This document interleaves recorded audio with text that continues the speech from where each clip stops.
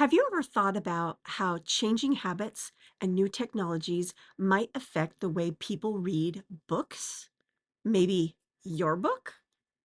Then stay tuned to this episode because I'm going to be sharing some various things that are going on in the world that are changing the way people read and how I think it will shape the future of reading. Are you an entrepreneur, small business owner, or consultant looking to boost your authority, influence, and impact? The Author Switch podcast with best-selling, award-winning author Carma Spence is your answer. Tune in for actionable advice, powerful strategies, and engaging interviews to turn on your author switch and take your business to the next dimension. The Author Switch. Hello, and welcome to the Author Switch podcast. I am your host, Carma Spence, and I help executive coaches, business leaders, and consultants write, publish, and market client attracting books. In this episode, I'm going to be peering into the future and making some predictions about how things that are going on today might affect the future of reading. As an author, this should be a topic that concerns you because it might affect how you write your next book. So, first, I want to talk about the rise of audiobooks and podcasts. More and more people are listening to books rather than reading them. And the way someone experiences a book when they read it and hear whatever it is they want in their head, and how the experience is when someone else is reading it to them are quite different. Audiobooks have become the fastest growing segment of digital publishing. And here's some stats. For the past 5 or 6 years, in 2023, audiobook sales increased by 14.9%, reaching $864 million in revenue that year. The first 10 months of last year, 2024, surpassed that figure, generating $883.4 million in revenue. And that was only the first 10 months. You know that sales go up during the holidays for audiobooks, ebooks, etc. So you know that the number continued to grow. With this idea in mind that people are going to be listening to your book more likely than actually reading it, this does change the way you write your book because you're writing for ear, not for written things, which means the way you explain things needs to be simpler. And I highly recommend reading your book as you're editing it so that you know what it sounds like somewhat when it's read. In 2020, I started on the project of transferring my book, Public Speaking Superpowers, into an audiobook. I gave up on that project. Why?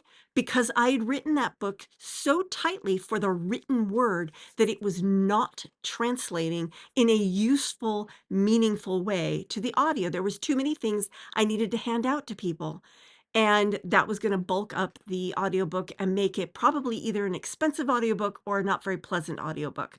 So I would have to write a very different book in order to turn it into an audiobook.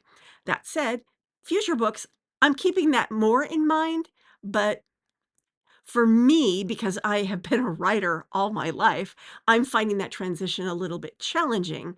But at least I know what direction I need to go in, and I know what to do to move myself in that direction. These are things that you need to be considering as well, because a fairly good sized piece of your market is going to be listening to your book rather than reading it. So keep that in mind, write for ear. Second thing that's happening that's changing the future of reading is the declining attention spans and their effect on reading. Now, I did do a deep dive into this topic, and it's available in a white paper that's called The Future of Thought Leadership. I will put the link in the show notes so you can read that more deeply. But overall, yes, attention spans are shortening and books are getting shorter. But what I also found is that when someone's highly interested in a topic, their attention span grows. So, what you need to be thinking about is when you're writing books and content for people who are just getting into what you're doing or are adjacent or just learning about you, make them short and easy to read. So lead magnets, that kind of stuff, they need to be very, very pithy. You go deeper once you've built up that relationship and that interest in the topic and in you. Third trend that is affecting the future of reading is the impact of short form content. So you've got TikTok, YouTube Shorts, Instagram Reels, Facebook Reels. All of these things are affecting attention span, and they're affecting how people will find and engage with your content. So some studies have suggested that younger generations have shorter attention spans, though this is still hotly debated because there are different things that could be skewing that. And like I said, the greater interest, the higher attention span. The lower the interest, the lower the attention span. Also, with the prevalence of screens, constant background noise, and an always on culture, makes it a little bit harder to pay attention to a good book. I don't know about you, but I find it really challenging to read in a noisy environment. I'm too distracted. This is probably affecting these younger generations because they've always got a screen on. They've always got a screen on. And so they're flitting from one thing to another, from one app to another, to their friends, to their all these things, and then that's going to affect their ability to read. So how do you adapt your content to suit these shorter, more digestible formats? One way, and this is the way I highly recommend, is get very specific on the problem you solve in this book. In your business, you solve probably a broad swath of problems that are all related to each other, and maybe even one opens the gap to the other. That's fine. That's in your overall business. But when you're writing a book, get really, really tightly and have that book solve this one short, highly focused problem. That's your best bet for that. Fourth trend I want to take a look at is ebooks versus print books. So ebooks are growing. Print books were dipping, but last data that I saw, they're starting to level out because you've got three types of people. Actually, four types of people. You've got the type of people who will only listen to your book on audio. You've got the people who will only buy an ebook. You still have people who will only buy a physical book. And then there are people who do one or two of those. I know lots of people who will buy the physical book and the audiobook and then follow along in the physical book while they listen to it in audiobook. I also know people who do the same thing but with an ebook. So there are people who are multimodal and will buy multiple copies of your book in the different formats so that they can digest the information more readily. Now, again, this is only applicable to people who are writing nonfiction educational type of books where someone wants to learn something to solve a problem. That's more likely to go multimodal. And the other thing is there's a demographical difference. The older generations tend to be more traditional and want the physical books, whereas the younger generations are skewing towards ebooks and audiobooks. That said, it's not a done deal. I know people who are my age who are audiobook only. A lot of that has to do with their learning style. There are people who are audio learners, they're going to trend toward the audiobooks. There are people who are experiential learners like myself. They're probably going to skew more towards a physical book because you have that physical tactile sensation that goes along with it. And then there are people who are audio, kinesthetic, and visual. Visual are either going to be a physical book or the ebook. They're probably not going to be an audiobook. So it behooves you to have your book in as many formats as possible to reach the widest number of readers. That's the first four trends. I'm going to take a quick break. And then when I come back, I'm going to cover the next five trends that are changing the future of reading. The future of entrepreneurial book writing has arrived. In an age where information moves at the speed of light and innovation is a business requirement, one book stands as the North Star for the authors of tomorrow. In You Can Make It to the Finish Line, Carma Spence decodes the mysteries of writing a book that markets your business, offering a blueprint to navigate the frontiers of writing, editing, and publishing. With accessible techniques and visionary insight, this guide propels you forward so that your expertise can transform into impact. Step into your future, transform your vision into a legacy, You can make it to the finish line, where your author's journey meets the future. Available now on Amazon. Hello, and welcome back to the Author Switch podcast. I am your host, Carma Spence, and I help executive coaches, business leaders, and consultants write client attracting books so that they can grow their business. And I do it in a way that makes that process fun. So, before the break, I talked about the first 4 trends that are changing the way people read and consume books, and therefore are affecting the future of reading. In this next segment, I'm going to be covering the next several trends. I think I said 4 or 5, but actually I think there's 6 here because I go up to 10 and I've only covered 4, so that's 6, right? So the next trend I want to talk about is personalization in reading recommendations. With the advent of and rapid growth of AI, it is becoming easier and easier for websites such as Amazon, Goodreads, and a whole slew of others to recommend books to their members and their users. What does this mean?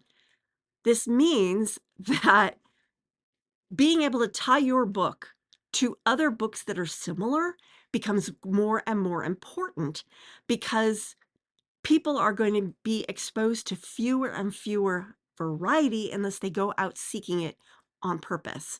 They're going to be fed books that are like the books they already read. So you need to be able to communicate to the places that you're publishing your book on what your book is like. And it needs to be fairly accurate because if the AI learns that I just fed you book A and the reader's like, this is not like book B at all, it's going to learn and then it won't feed your book to other people who like book B. So you need to understand these things at a deep level. You need to understand who are your ideal clients. I mean, really deeply, what are their behaviors? What are their preferences? What other books are they reading?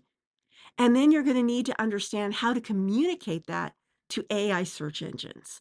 So this is Goodreads, Kindle, Scribd, probably a whole bunch of others I didn't mention. And more people are going to be buying books that may or may not be like yours. And they may not see yours if you aren't able to fit into that new marketing structure. It's affecting the reading, which affects the marketing.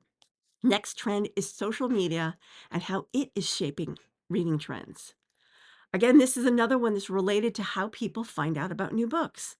So you've got Book Talk and Bookstagram, and I just was looking at Blue Sky the other day, and they have a whole book related thread. All these things have book focused groups, feeds, etc., which means you need to be able to get your book mentioned in those feeds and get noticed, which means you're going to have to start building relationships with book influencers. Yes, we have the rise of book influencers. Now, we've had book influencers ever since there were books because you've had people who do book reviews. First, it was in newspapers, and then magazines, and then blogs. But nothing has made as much of an impact on book sales as video. Bookstagram, Book Talk. Those 2 things have radically changed how people learn about new books. So it behooves you to get on those platforms and make relationships with these influencers so that they can recommend your book to your future readers. The next trend I'd like to talk about is subscription models and how they affect reading. Now, again, this is something that's not new. I used to be a member of the Sci-Fi Book Club. Every month they'd say, hey, this is our latest book. Do you want it? Sometimes they'd just ship it to me and then they'd take it back if I didn't want it. Book subscription services have been around for a while, but now they're getting more sophisticated. People are able to join a book membership program, but tell that book membership program exactly what kind of books they want. And then that book membership is probably, I don't know if they're doing it now, but they probably were doing it soon if they haven't done it already. And that's getting AI to communicate with their members so that their members get the books they want.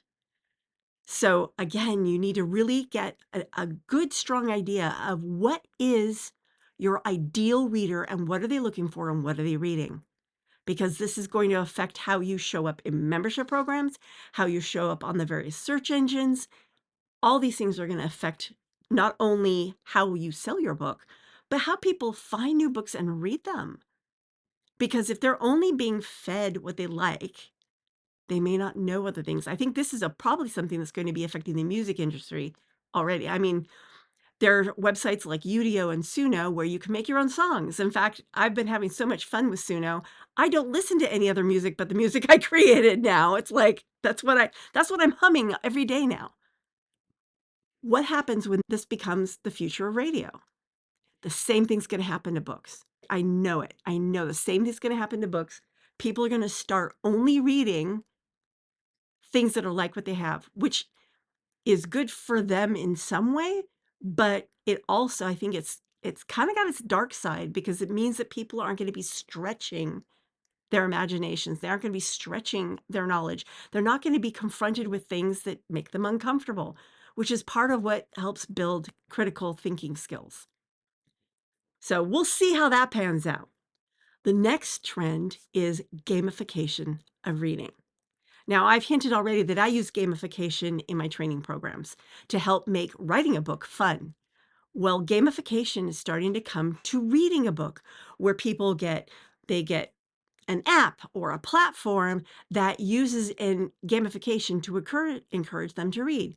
For example, Goodreads every year has you put in how many books you want to read that year, and then it tracks how well you're making toward that goal. And so some people get really into that and like, okay, I said I was going to read 12 books. I'm going to read, oh my gosh, it's December and I've only read 2. So they just sit down and read 10 more.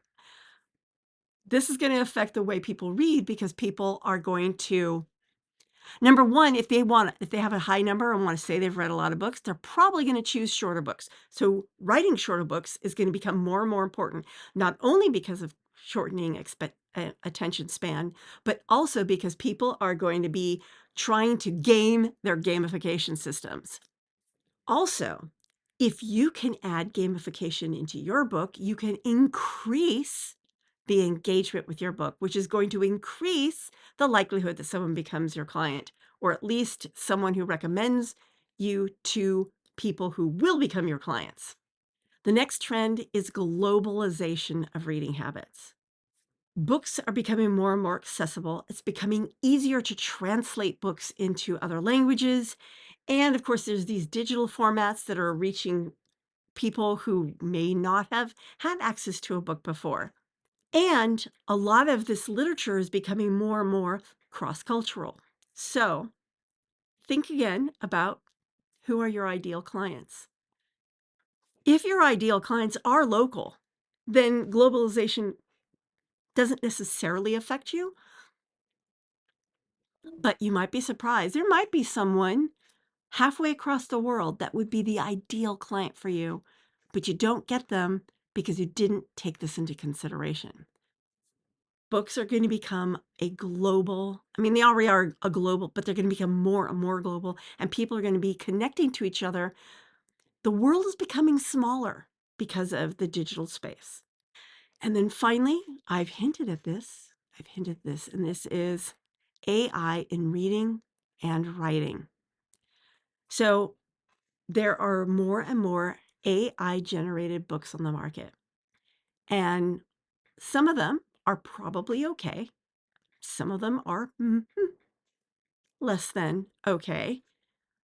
And this new trend is going to, it's already thrown a lot of people in the publishing into a tizzy. Oh my gosh, oh my gosh. But I was in a conversation with someone. Amazon is now allowing you to do AI generated audiobooks. If you publish your book with them, this is not rolled out to all authors. I don't have access to it yet, but it's been rolled out to some authors that they can just push a button and it will translate the book into an audiobook using an AI voice.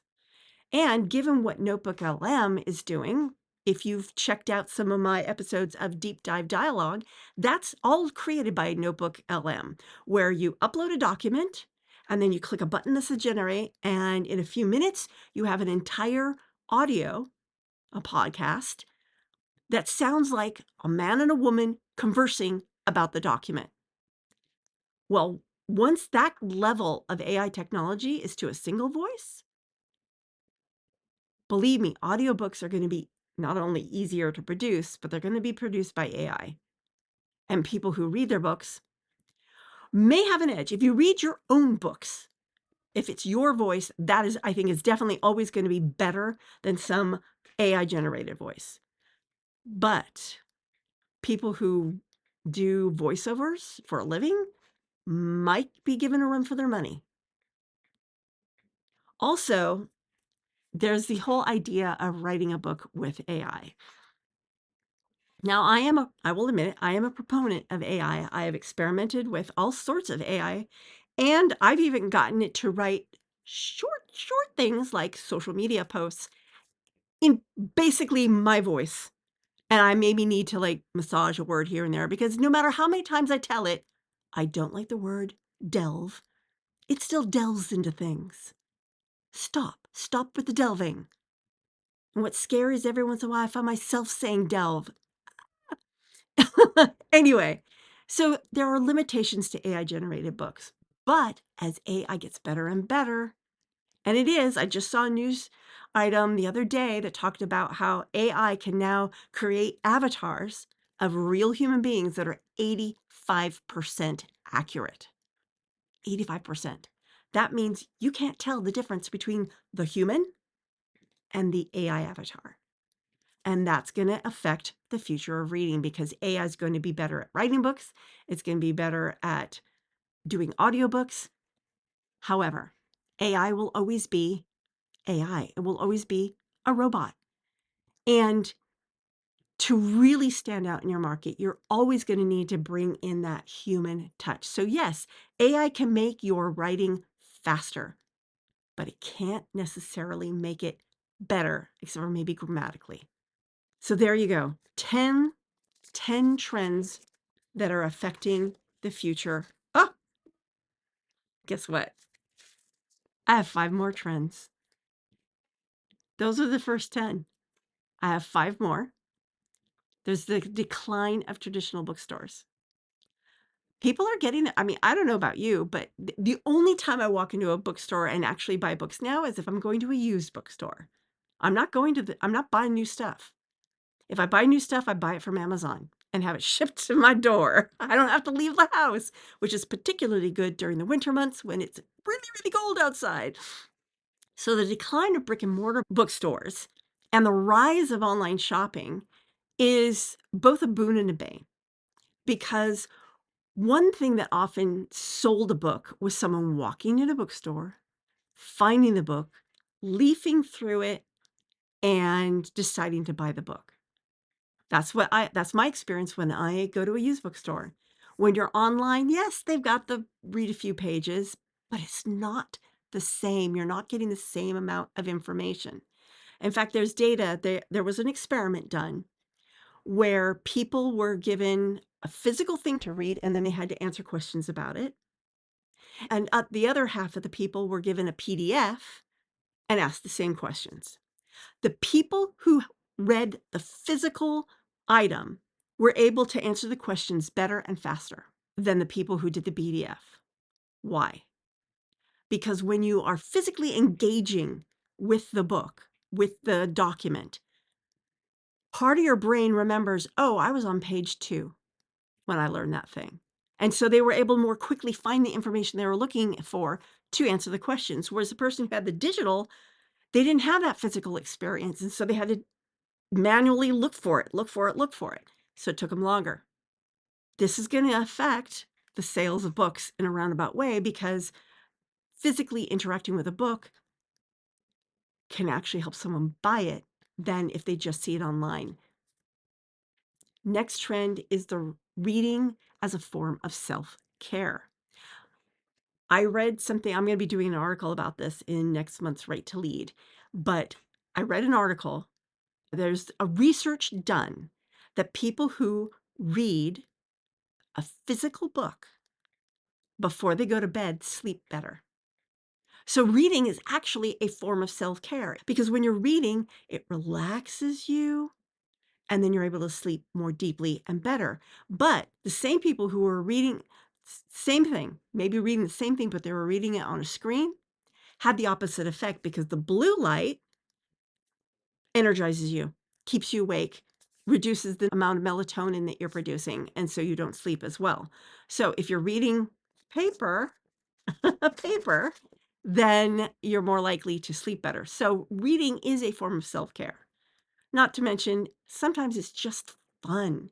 I love reading a good novel and exploring outer for me, it's exploring outer space, sometimes the supernatural, but it's just fun and it's relaxing and it allows people to unplug. So, can you make your book entertaining? Yes, it's educational. Yes, it's solving a problem, but can you make it fun at the same time? Do that, and you start shifting your book into more than just an educational tool, but a self-care tool as well. Oh, this next trend. This one I'm kind of excited about, and that's interactive and visual reading experiences. Now, back in the 80s, they had these books called Choose Your Own Adventure book, where basically you'd read a few paragraphs and then it would present you with a decision. And if you chose A, you went to page X, and if you chose B, you went to page Y. And then you kept doing that. And depending on the decisions you made as you read the book, you had a completely different experience than if you had made other decisions. Now, something I did notice about those books is sometimes they take you to the same place. Like the same paragraph would be the answer to both A and B in different points, but how you got to that page changed depending on how you made the decisions. I don't know about you. I actually tried to write one of those books. I gave up. It's insane. It's insane. You have to do all this mapping and then figuring out how this fits with that. I went, no, too much work. But with the rise of AI, creating interactive and virtual reading experiences is going to be easier and easier and eventually completely accessible to anyone who wants to write a book. We already have augmented reality. You put a QR code in your book and it takes them to a video or whatever. Well, soon the person's going to open an ebook and then it's going to come up with like a little hologram, or they'll put on those fancy goggles and then they'll read a passage and then suddenly, the characters will be there in 3 dimensions. And this is going to change how we write books and how we read them both. It's kind of exciting. I can't wait to start playing around with that kind of technology. This one's been growing over a few years, and that's the sustainability factor. A lot of people are moving to ebooks because they don't want to kill trees and they don't want to contribute to the carbon footprint or whatever like that. So this mindfulness of sustainability is pushing people more and more to audiobooks and ebooks. Does that mean that the physical book will die out? No. But the paper that those books are printed on is going to become greener, not as in the color green. Basically, it's going to have more recycled papers, things like that. And if you can be a part of that, make your book more green, so to speak, then do it because this will attract a certain demographic that finds that particularly of interest. And finally, the last trend I want to talk about is the future of libraries and public access. I don't know if you've been to a library recently, but libraries are increasingly able to loan you ebooks, which, by the way, was amazing in helping me do some research for my next book, which I hope will come out this year. I intend for it to come out this year because now you can access books that they can't carry in the library and you can borrow it and you can print out pieces of it. It's great for research. It might be good for reading as well, but libraries are going to continue to adapt to the new ways. I mean, I can see a future in which libraries have the 3D goggles so that you can read the books that way. They might even have fully immersible rooms where you can like a hologram from Star Trek, where you input the book you want to read, you go into the room, you turn it on and have an experience of the book. And that's not something that people are going to be able to have at home. They're only going to be able to do it at libraries and maybe cafes and whoever decides to to integrate this kind of technology into their business. Again, that's way in the future or not. Technology is happening faster and faster. So who knows? Who knows what's coming next? I highly suspect that the future of reading is not going to look like someone sitting in a cozy chair by a fireplace, curled up with their favorite book. It's going to be way more futuristic. And maybe they'll have flying cars. That would be nice. This is Carma Spence saying, ciao for now. I hope you found this episode interesting and entertaining. And I would love to hear what you think about your ideas of the future of reading. Ciao. If you've enjoyed this episode of the Author Switch podcast and would like to show your support, there are a few ways that you can do that. First, I encourage you to subscribe to the podcast so you never miss an episode. Additionally, leaving a rating and review would greatly help me reach more listeners and continue providing valuable content. To stay up to date with the Author Switch podcast and gain access to additional information on amplifying your authority, influence, and thought leadership through books, you can follow me on LinkedIn at Carma Spence. For those interested in catching up on previous episodes, including those no longer available on podcast platforms, you can find them all at authorswitch.com/episodes, where you can choose to watch or listen to them at your convenience. Thank you so much for your support and for being a part of the Author Switch community.